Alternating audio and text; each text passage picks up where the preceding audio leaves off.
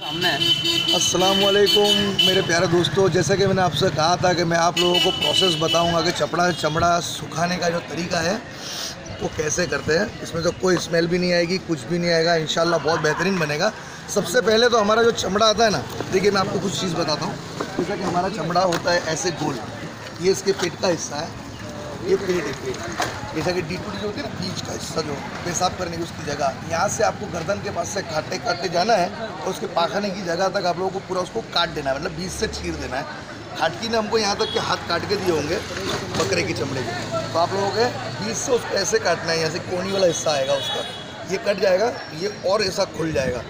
और जब ये खुल जाए पूरा, उसके बाद अपने खड़ा नमक जो आता है ना, एक पिसा हुआ नमक आता है जो हमारी घर में औरतें इस्तेमाल करती है, और एक आता है खड़ा नमक जो भटियारे इस्तेमाल करते हैं। तो आप लोगों ने क्या करना है, 1 किलो 10-15 रुपये का कुछ मिलता है, 1 किलो या 2 किलो आप ले लीजिएगा। फिर आप अपने टेरेस के ऊपर या फिर ऐसी कोई खुली जगह के ऊपर उसको बिछा दीजिएगा। उसका ये वाला हिस्सा जो है ना, बाल वाला नहीं, ये वाले हिस्से के ऊपर नमक पूरा डाल देना। इस तरीके से डालना जैसा कि हम लोग एकदम से बिफोर बोलते हैं ना, बिफोर ज़्यादा, उस ज़्यादा से ज़्यादा डाल देना। 4 से 5 घंटे के अंदर पूरा का पूरा नमक पिघल जाएगा।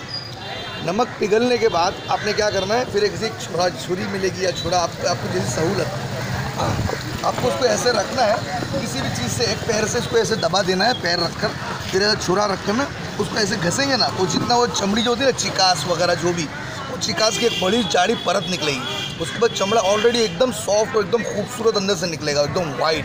मतलब आप देखकर खूब शौक हो जाओगे कि यार इतना खूबसूरत चमड़ा निकला है।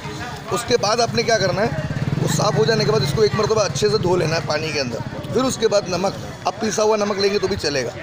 पिसा हुआ नमक को लेके फिर मैंने आपको जैसे पहले बताया था कि खड़ा नमक डाल देना पूरा बिफोर। फिर इसी तरीके से पिसा हुआ नमक आप डाल दोगे तो पिघल जाएगा। उसके बाद इसके जो बाल की फिटिंग है ना, जो हम बोलते हैं कि बाल सड़ जाता है और निकल जाता है, वो नहीं निकलेगा इंशाल्लाह, वो एकदम फिटिंग हो जाएगा।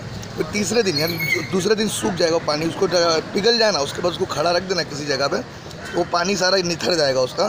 फिर उसके बाद उसको धोकर ने तीसरा स्टेप, जो हमारे घर में रोगन मारते ना, क्या बोलते हैं उसको, चूना, पतला लिक्विड चूना, वो चूने को आपने लेना है एकदम लिक्विड। 20 रुपये का इतना बड़ा पाउच आता है, उसमें तो तकरीबन 10 बकरे के ऊपर लग जाएगा, इतना सब केमिकल, उसको केमिकल बोलते हैं, कोई केमिकल नहीं है, वो चूना होता है। वो घर में लगाने वाला वाइट चूना, पतला पानी वाला, उसको पूरा मार देना। जैसे हम लोगों ने नमक मारा था, इसी तरीके से आप उसको चूना मारकर और ऐसी जगह पे रख देना है कि वो चूने को सूखने का इंतज़ार करना है। जब वो चूना सूख जाएगा, समझ जाओ आपका चमड़ा बन गया। उसको आप 3 दिन उसके अंदर से हल्की हल्की स्मेल आएगी इस चिकास की, उसके बाद वो इंशाल्लाह वो भी गायब हो जाएगी। और पूरा साल आप इसको इस तरीके से इस्तेमाल कर सकते हैं, पूरा साल क्या, लाइफ टाइम, जब तक ये ख़त्म नहीं होता वहाँ तक आप इसको इस्तेमाल कर सकते हो।